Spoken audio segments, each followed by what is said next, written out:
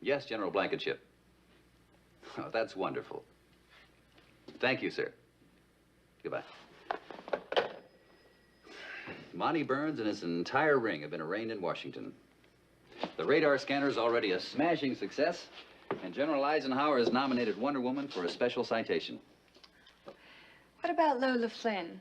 I feel rather sorry for her. Her cooperation is being considered in her favor. But espionage during wartime is still a very serious offense. But Jack Wood's trying to get her leniency. He's a hard man to say no to. Oh, I'm glad. Now, I've got to finish these requisition forms she requested. We're running low on graph paper.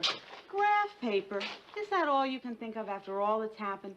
Being in a beauty contest and meeting Jack Wood in person, and the ambush of General Eisenhower and Wonder Woman and everything. It's no use, Etta. Our Diana is strictly business. But maybe, just maybe, one of these days she'll get tired of missing all the fun. And when that happens, I'd love to be around.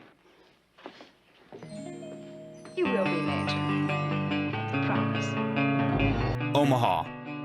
No, not just a phrase shouted by a Super Bowl winning quarterback to change a play, or a town just west of Iowa, but a place where for over 60 years college baseball players have played on their own field of dreams.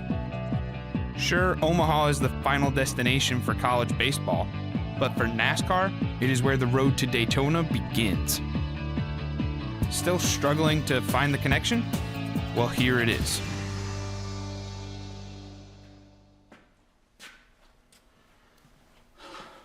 Meet John Liba, sculptor of the Harley J. Earl Daytona 500 trophy. Checkered flag, Dale Earnhardt. I was wondering if I'd ever get my name on that trophy when y'all built that thing. It's going to be great to have this in my trophy case. You fly in, I'm in Omaha, Nebraska. I'm in the middle of the country. And I think that was one of the first times that I've actually seen the Atlantic Ocean. Then when you drive on International Speedway Boulevard, you drive down, your windows are open, and you see nice cars driving, but then you hear the roar of those engines. It almost sounds like a siren. I knew I was someplace special when I was down there, and I just wanted to absorb all of that.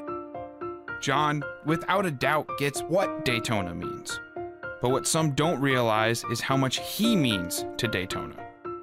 John's connection with NASCAR goes beyond the Harley J. Earl Daytona 500 trophy. He also crafted statues of Bill France Jr. in the lasting image of a triumphant Dale Earnhardt, both towering above fans as they arrive at the Speedway. While teams gear up for a grueling 10-race war to determine a champion, John and his team are filing, sanding, and fine-tuning each and every piece of this work of art. What I want to do is get a solid block of bronze, a solid tube of bronze. It's this big, heavy thing. It has to be cut almost like carving a marble sculpture, like Michelangelo would do. It's not a simple process of just machining something. You can see the low spots, and once you get them with a file, then you can start with the emery cloth. And it don't show until you get it real shiny. That takes several months to get to that level. And then it has to be buffed to a mere finish.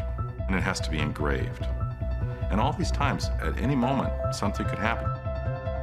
I have most of the car plated, but then other parts are sterling silver. The plates in front are sterling silver.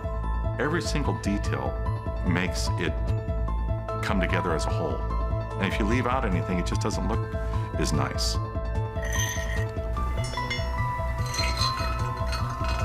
It just doesn't come together quickly. It's something that requires a lot of time.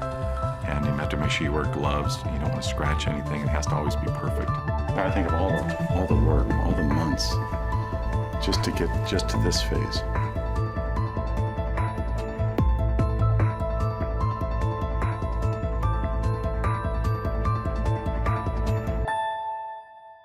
You see those cars, and they're handmade.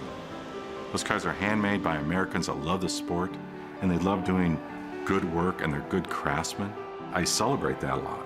And so I said, well, who are the best that I know, the best that can help me in every facet of producing this trophy?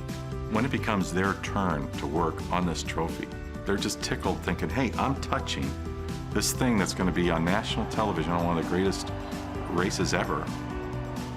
I just see people at their best. And it just seems to work together so well with what we're doing here in Omaha with the bigger picture. Each year, fans all across the country tune in to the Great American Race. But one sculptor, one artist, and one community in the heart of America will be watching to see who hoists their trophy as Daytona 500 champion.